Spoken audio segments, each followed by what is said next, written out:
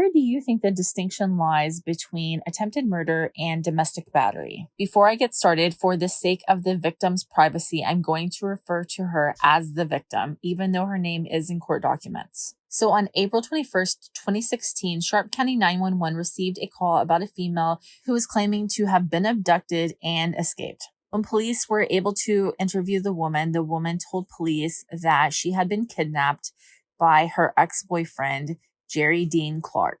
According to the victim, she was at the Days Inn Hotel in Hardy, Arkansas, when sometime between 5:30 and 6 p.m., Jerry Clark showed up on foot at the Days Inn Hotel and forced her to leave with him. So she walked across the road with Jerry Clark. Now, Jerry Clark's 2000 GMC truck was parked at the McDonald's across the street. So they both got into the GMC and Jerry Clark drove the victim to Griffin Park. When Jerry Clark and the victim got to Griffin Park, Jerry Clark took the victim's cell phone and started hitting her. The victim did try to get away from Jerry Clark, but Jerry Clark was able to catch her and he slammed her head into his truck.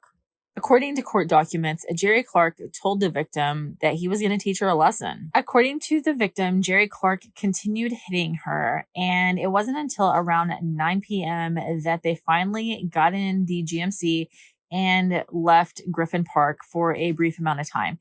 They left Griffin Park to go to the liquor store. They went to Triple D Liquor, but the liquor store was closed. So they went to a gas station and Jerry Clark bought a 12-pack. They then went back to Griffin Park and Jerry Clark forced the victim to essentially set up camp. Griffin Park is on Spring River and it looks like they had a campsite that was down by the river. Jerry Clark forced the victim to set up the tent and blow up an air mattress. After that point, Jerry Clark got a rope and tied it around the victim's waist. He then tied the other end of the rope to a cinder block and threw the cinder block into the river. Naturally, the victim went into the river too. When the cinder block went into the river, it forced her body into the river. But she was able to get out of the river. She climbed out of the river, pulling the cinder block with her. After the victim got free from the river, Jerry Clark told her that she earned the right to stay alive, but she didn't earn the right to be free yet. Then Jerry Clark took some zip ties and tied the victim to a tree where he continued beating her with his hands and with a lemonade bottle. The victim literally chewed herself free. She was able to chew through the zip ties. And when she did, she climbed back into the river and went down the river for quite a ways until she felt like she could safely get out of the river and make her way to freedom. Police went to Griffin Park and found everything just like the victim said that they would. They found the cinder block and drag marks showing that the cinder block had been dragged out of the river. They found zip ties by the tree that had been chewed in half.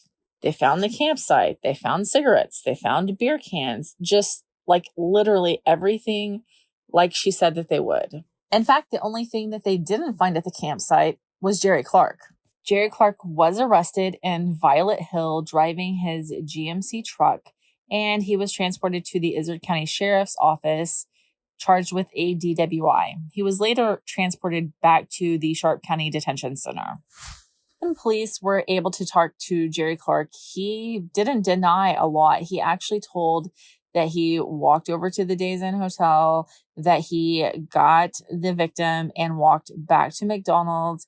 He told about how they went to Griffin Park. He told about the run to the liquor store. The only thing that he really had changed his story on, different from the victim, was that he said that the victim, willingly fought with him.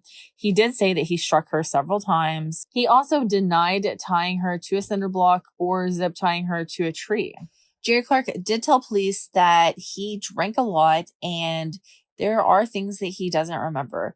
Jerry Clark told police that he literally drinks from the minute he wakes up until he goes to sleep. And it had been that way for a while. He did eventually confess to zip tying the victim to a tree and tying the victim to a cinder block. In 2016, Jerry Clark was charged in Sharp County with attempted murder, kidnapping, and interference with emergency communication in the first degree. In October of 2016, which is just 5 months after the incident, almost 6 months, Jerry Clark accepted a plea deal. In this plea deal, Jerry Clark pled guilty to domestic battering in the second degree and terroristic threatening in the first degree. He was sentenced to 10 years in prison, followed by 6 years suspended sentence. So I want to talk about the sentence. I understand plea deals. I understand using them to avoid wasting tax dollars in court. Of course, I'm all for plea deals. And I know, of course, if you accept a plea deal, you're going to get a better sentence. It's like a benefit of accepting a plea deal.